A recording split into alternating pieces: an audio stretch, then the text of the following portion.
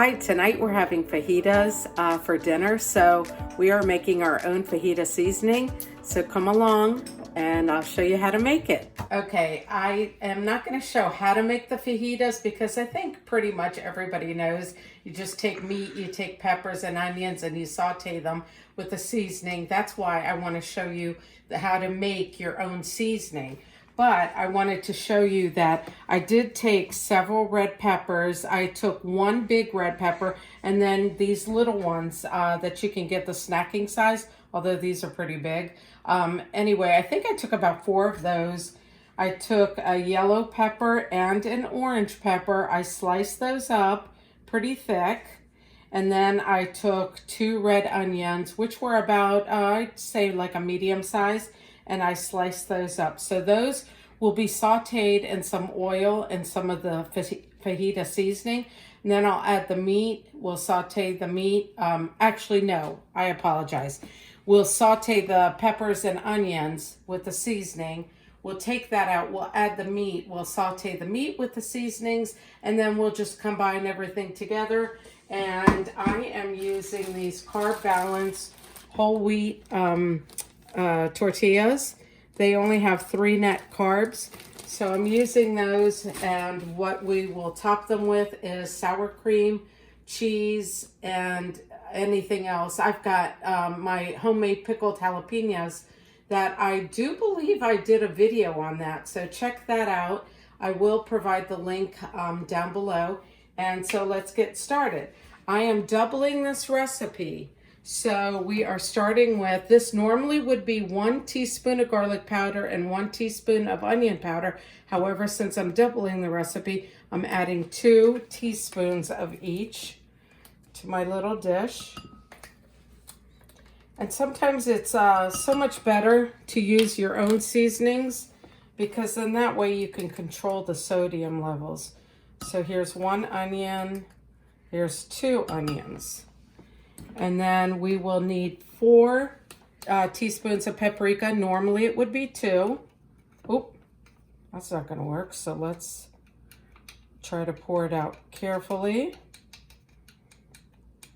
There's 1. Oop. 2. 3. And 4 paprika, and then we are using 4 or putting in 4 teaspoons of cumin. And cumin, I just love cumin. There's an Arabic egg recipe. It's like a deviled egg recipe that's so good. So this is 3, and we use cumin in it. 4. All right, and then chili powder. You are going to normally use 4 teaspoons. However, we are going to put in 8 teaspoons this time.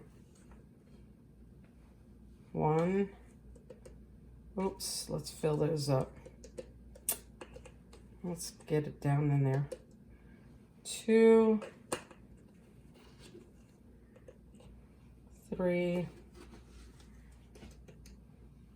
4. 5, we're almost there. 6, 7, and 8. Okay, so that's 8 teaspoons. Let me go ahead and mix this around, and it's going to taste beautiful on these peppers. And when I saute my peppers, normally I don't use canola oil anymore or vegetable oil. Usually I cook with olive oil or I have avocado oil. And but this time I am going to use my olive oil. And I don't see that it changes the flavor much. So we'll go ahead and do that. And then cayenne pepper. Cayenne pepper is to taste. So how much do you think, Cody? 1 teaspoon? Yeah, maybe about half. Half a teaspoon? Okay, because we have 2/3 of the family like spicy and 1 does not. So we'll go ahead and add half a teaspoon of cayenne, but cayenne is to taste. So if you like it spicier, you can add more spice. And I'm using Pink Himalayan Salt, and also this is to taste. So 3, 4, 5, 6.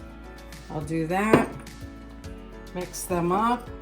And then we will be using this to saute our vegetables as well as our chicken. And there you have it, fajita seasoning, homemade.